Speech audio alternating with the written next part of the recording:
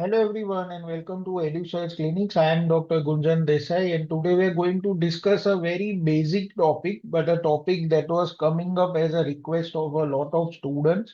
And this is something that we have learned probably in the second and third year of MBBS.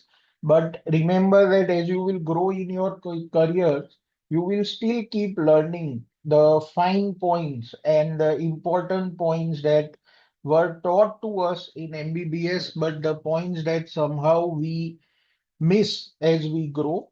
And these are the points that then you start adding in your history taking. And that is why the topic is history taking in clinical practice.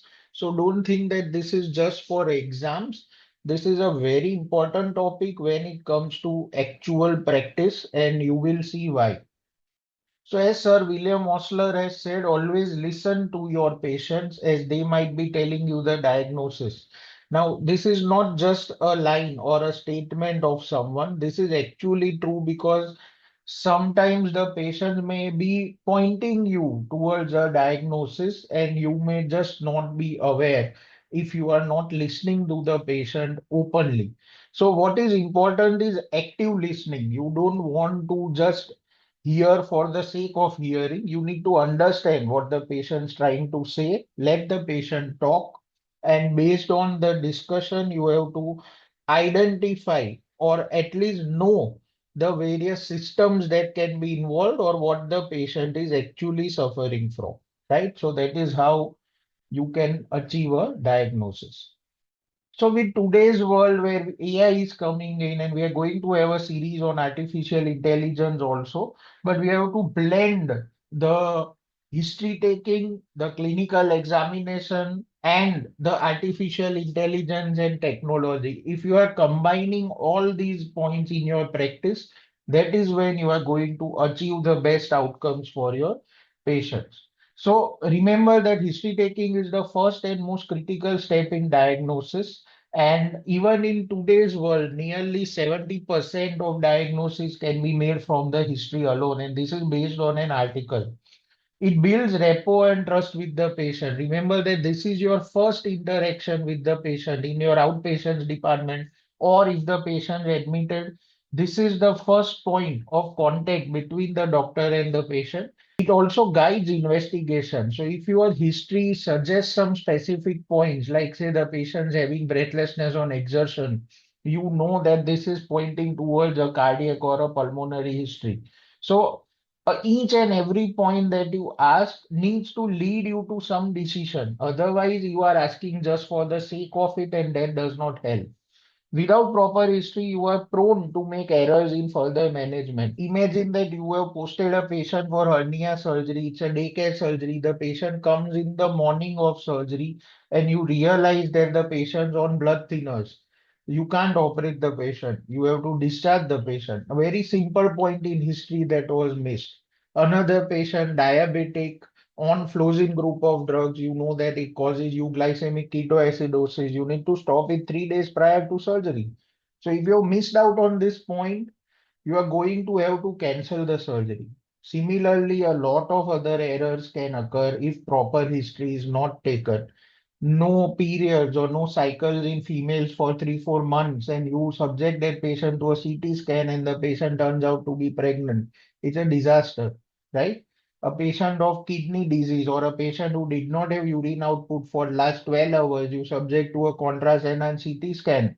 Again, a disaster. So history taking is important. And if you don't take history, if you don't examine your patient, you are prone to making errors. So this is a video that we have already discussed, the subjective assessment, objective assessment, then your assessment of your subjective and objective findings, and then the plan. This is the SOAP criteria. If you have not seen this video, this is something that helps you in ward rounds also and helps you in history taking also. Additions are signature, name, date, and time. SNDT is very important when you working in NABH or JCI accredited hospitals. Without SNDT, your file is incomplete. So SOAP criteria, and today we are going to focus on the subjective part of it. So that is where the history taking comes into play.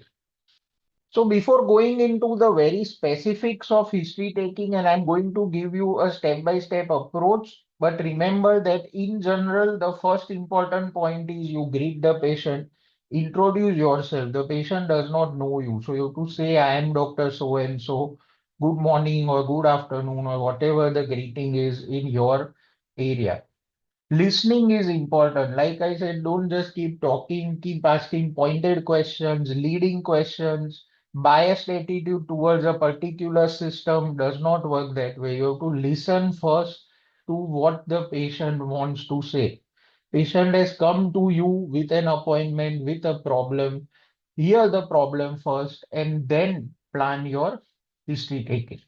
Keep it simple and natural. Don't keep history like a checklist. A history is not a checklist. It flows on its own. So if you allow the patient to talk and if you give non-leading questions, say a patient says, I have pain, wait for the patient to describe the pain. If the patient can't describe it, then you can say, is it associated with some factors? Don't say, is it associated with food? That's a leading question. How does the pain settle? When does it start? Something like this. You have to give very open questions which the patient can answer, right? So keep it simple and natural. Listen more, talk less. Always summarize. So once your part of a history is over, we will see the different parts of it. There are 8 or 9 parts to history taking. Each part you should summarize if required. If there is a positive history at any point, summarize that history for the patient and see that the patient approves it. Are you trying to say something like that? Okay. So summarizing helps the patient also to see that we have understood, and it also helps you in achieving an analysis of the history. Remember that history taking is confidential, it is bound by law, it is private, it is based on a consent when the patient visits you in outpatient. That's an implied consent that the patient wants to talk to you about the private health issues that they are facing. Empathy is very important. Put yourself in patient's shoes. Don't ask questions that can embarrass the patients in front of their parents, in front of their spouse. See proper scenarios where you can ask questions. So confidentiality, privacy, and empathy is very important when we are taking history. Now let us see different points in history taking. It always starts with demography. Name, age, gender, and occupation is the first part of history taking. Once that is done, religion, address. Why is this important? You know, age, some diseases appear in some age group. It's a young girl, pancreatic mass, you're looking at a span, but if it's an old age group, pancreatic mass, you're looking at a malignancy. Male and female disease predilection depends on different systems, on different diseases. There are some occupations that make patient prone to certain diseases, and that is why occupation is important. Religion, we know ethnicity matters. Address, there are some localities where certain diseases are more common. Marital status is also important for demography. Always record date and time when you are taking the history, when you have met the patient. So your OPD paper or your history taking paper, this is the top line. You will have the date and time, you will have the name, you will have the age and gender, occupation, religion, and address. So this is something that is a part of each and every history, regardless of system, regardless of branch, whether a surgeon, physician, gynec, whichever field you are going to be in, this is something that you need to know. Now, when you are speaking this in exam, this has to come in a single line. Good afternoon or good evening, my patient so and so, aged so and so, gentleman, so by occupation, resides at this place, married, and presented to us with chief complaints of. So, in a single line, your entire demography needs to be covered. Sometimes we also involve comorbidities in the first line. So, patient so and so, diabetic, hypertensive, that is how. Okay, but you have to speak it in line. You don't need to say name this, age this, gender this. That is not how you speak. We have to talk in sentences like a history, like Akbar came to India, something like that. So this is history in patient's words. No medical terms have to be used, but you have to speak it in sentences. Okay, so that is demography. So once the demography is over, there are important parts in the focused history. Chief complaints, that is the one or two complaints that the patient wants to give. History of presenting illness, negative history, which is based on chief complaint and HOPI, past history, personal history, family history, treatment drug history, and OBGY history if it's a female. So we will look at each of these components one by one, and we will discuss some important parts in each of them one by one. So some important points in chief complaints, remember that it has to be patient's own words. You can't use the word jaundice. You can't use the word hernia, hydrocele. Okay, you can't use the words like that. If there is pain in the abdomen, you have to say pain in the abdomen. You can't say epigastric region, you have to say central upper abdomen. If it's right lower abdomen, okay, you can't say lumbar region or iliac region. You have to specify the terms in patient's own words. If the patient says, I have pain in groin, you have to say pain in groin. Remember that your chief complaint is important in a way that it guides your entire history for the next few moments. Your HOPI, that is the history of presenting illness, is based on chief complaints. The origin of the complaint, the duration of the complaint, and the progress of the complaint are all going to be based on chief complaint. So you have to mention the duration and it has to be short and specific. Like the patient experiencing chest pain for 2 days, something like that, not more than two or three complaints. So sometimes we have seen in exams also that the student has 10 chief complaints. You can't have 10 and chief. Okay, chief in any institute or in any part of the world is one or two. Everyone can't be chief, right? So chief complaints have to be two or three main complaints that are going to be important in your assessment of the history. How do you come to know they are important? You will come to know by the end of the history or by the end of the examination. That is where you have to understand your history, you have to analyze your history, and you have to put those two, three complaints as chief complaints and other complaints as associated complaints. So that is how you have to design your chief complaints. So my patient, say Mr. Sagar Upadhyay, 22-year-old male resident of Maharashtra, came with chief complaints of, right? So and so for 2 days, so and so for 3 days, something like that, right? Now coming to history of presenting illness, like I said, each of your chief complaint needs to be described, and that is history of presenting illness. The patient was apparently all right 3 months back. This is the first line. Apparently, because you don't know if there were problems that the patient did not tell you. So the patient was apparently all right 3 months back when he started noticing, and that is when your first chief complaint starts. Remember that it has to be chronological. It can't be that there is pain 2 days back, but there was a lump 3 months back. Then you have to start with the lump, right? So it has to be chronological. That is in time order. Okay, timeline has to be created in history.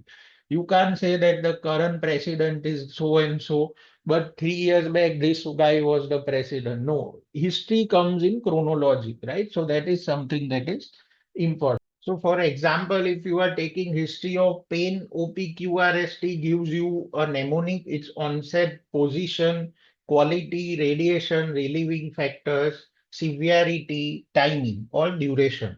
So these are all the points that you need to cover when it comes to pain. Okay. Also, mnemonic is STAR. It is side, severity, timing, associated factors, aggravating factors, relieving factors, radiation, right? So STAR is also a mnemonic for pain. OPQRST is also a commonly used mnemonic for pain. But remember that you have to go in chronology. When did it start? That is the origin. What is the duration? And how is it progressing? The natural history of disease. that the pain was there 3 months ago, it got relieved by medicines. Patients having pain, say every 3, 4 days or every 2 weeks, the pain lasts for 6 to 8 hours. You will come to know that I'm talking about a particular pathology. So natural history of disease presence in the history of the patient. Include associated symptoms. Say the patient says that the pain gets relieved after vomiting. That's an associated symptom.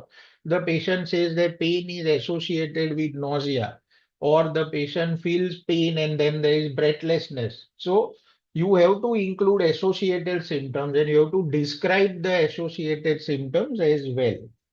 In patient world, this can't be stressed enough. You can't use medical terminology in HOPI as well as chief complaints. This is the part, the negative history, where a lot of students get confused. Think of your exam as an outpatient department. Don't get confused. Negative history also needs to be structured. There are no 10 negative histories that you need to take in each case. If you have a stencil of negative history, you are going to fail. You need a negative history that is tailored to your patient. Okay, that is very important. So how I or a lot of my colleagues would divide negative history into three parts. Essentially, the third part has two more subparts, and this is something that you need to understand. So the first part of your negative history is to reach a diagnosis. So if your patient has pain and vomiting and the pain is in upper abdomen, your negative history can be lumped, can be recurrent episodes, can be multiple episodes of pain, can be pain more than 8 hours, vomiting, nausea, fever. So negative history where you are going to rule out, say, gastritis, gallstone disease, hepatitis, colitis. So diarrhea, right? So this is a negative history where you are looking at upper abdominal pain and you are trying to rule out pathologies that can cause upper abdominal pain. So the first negative history is to reach a diagnosis. So this part of negative history changes as per the primary complaint of the patient or the chief complaint of the patient. So based on your differentials that you have thought of after analyzing the chief complaints and the history of presenting illness or the HOPI, you will start your negative history by taking those points that help you to rule out your differential. So whenever we are seeing a patient in OPD, we will think, oh, this can be kidney stone, this can be colonic pathology, this can be retroperitoneal pathology. So then you will start ruling out each of them by asking specific negative history. So that is the part of negative history, which I call a negative history to reach diagnosis.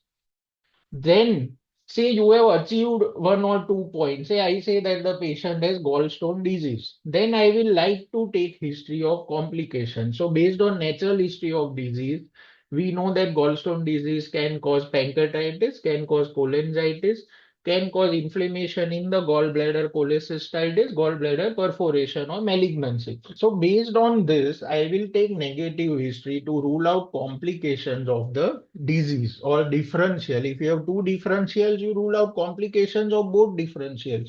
So that is your negative history to rule out complication. If you think that the patient has malignancy, then you take metastatic workup negative history.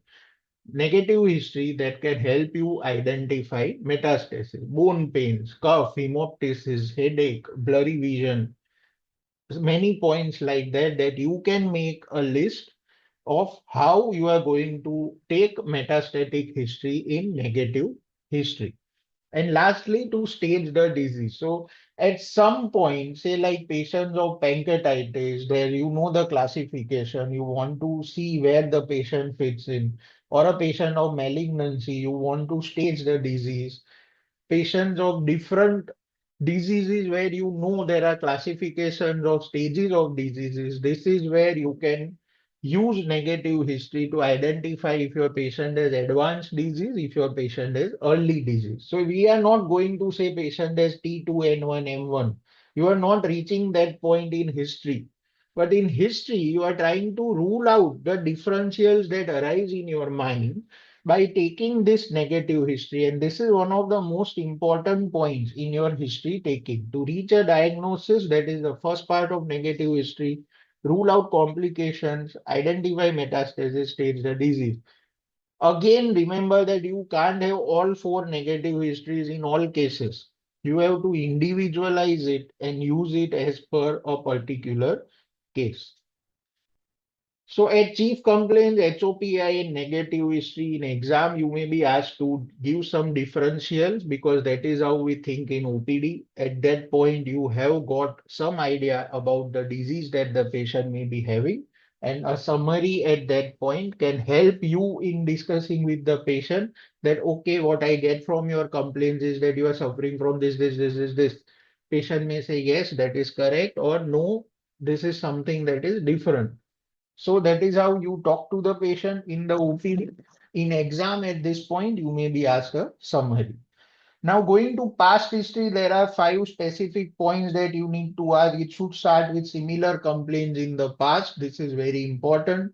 If patient has similar complaints in the past, it points to some specific pathologies. If it's a new onset complaint, the diagnosis may differ. Past medical history, TB, asthma, hypothyroid, diabetes, hypertension, whichever disease you have a list of it. Past medical history, surgeries in the past, again very important. Blood transfusion, tattoos and pets. Today's world, tattoos are important, pets are important. Blood thinners, a lot of patients are on blood thinners. Talk of allergies if you want to talk in the past history, or you can take it into personal or drug history as well, and hospital admissions. So in past history, this is a complete template of past history. If you take all these points, you are not going to miss out on problems. Coming to personal history, very important point, diet, bowel, bladder, and sleep pattern. That is the routine of the patient. Then look at recreational drug use or alcohol and smoking. This is an important point that we have added. Like I said, as you grow in your practice, as you get more experience, you will keep adding points. In today's world, younger age group, we have seen a lot of problems due to supplements, lot of problem because patients are doing shift works. There are a lot of patients working in the night only. Their patients were doing heavy gymming work and gymming supplements, and you have seen specific problems in patients with these issues. Gastritis is very common. The supplements are heavy to digest, high protein content, gout. So supplement, shift work, gymming. This is a new part of personal history that I like to take. You can similarly add points that you think are important. Like I said, allergies, if you have not included in past history, you can include here. Going into family history, as they say, many diseases run in the family, especially in India, infective diseases, and we are talking of TB, malignancy in the family, especially for patients who are young, and relevant cardiac history many times can be very relevant in family history. So, malignancy, TB, common points in most of the patients that we ask, and relevant family history based on your diagnosis. Like I said, supplements, herbal supplements, Ayurvedic supplements, a lot of OTC medicines that patients take these days. These are all important for you to understand because they may be cause of problems sometimes than actually causing benefit. Allergies, like I said, again, you can take here. Can't stress enough on not missing out on history of blood thinner, steroid, and supplements. Patients on IVF treatment, patients on OC for PCOD, patients on anabolic steroids, patients on supplements from gym. All of them have different problems, health related issues. You can't miss out on that history. Menstrual history, especially in female patients, don't go into the complete details of it unless the patient's presenting with lower abdominal complaints or specific complaints related to menstrual cycle. But for each female patient, you at least need to know the last menstrual period. And for cycles, you need to know the pain duration, irregularity, and the quantity of blood loss. If any of it is out of proportion to the normal routine for that female, That can also be the cause. We have found patients of endometriosis in transverse colon by taking this history. So don't think that you can rule out this history. Why is this important? These techniques have developed over last 100 years. The reason being that they are important, right? So each history is important. Each point in history is important. Like I said, as you grow in practice, you will modify your history taking, but most of these points are going to stay there. So each of these points you have to summarize and you have to analyze the history. Remember that when you are summarizing and documenting the history, it has to be in a sentence. So my patient has no similar complaints in the past, no medical history of no surgeries in the past, no blood transfusion, allergies and hospital admissions. Family history is not significant. There are no cases of cancer or TB in the family.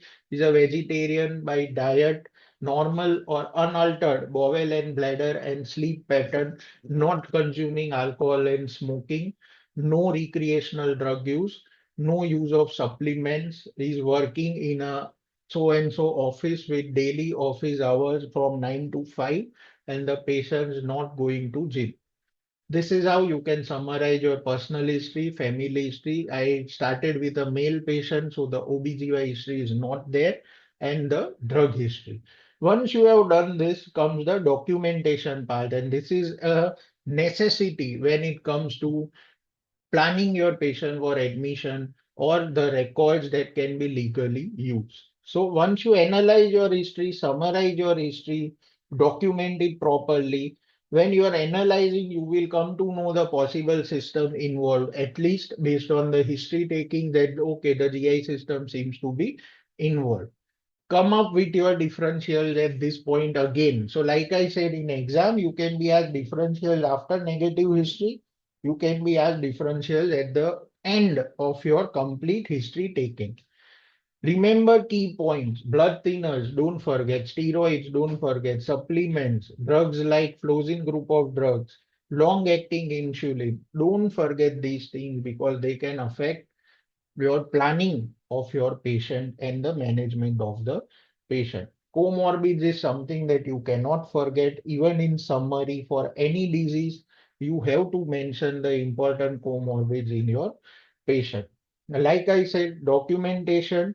As you start writing, you will realize, oh, I forgot to ask this point. So documentation is very important. It's legal also, and is something that will make your records very nice. So, to summarize, when you are taking history, remember it is in patient's words. You have to document it properly. Let the patient talk more. Listen to the patient. Don't ask leading questions. And these are the headings that you have to use. Modify your negative history as per the three parts that we discussed.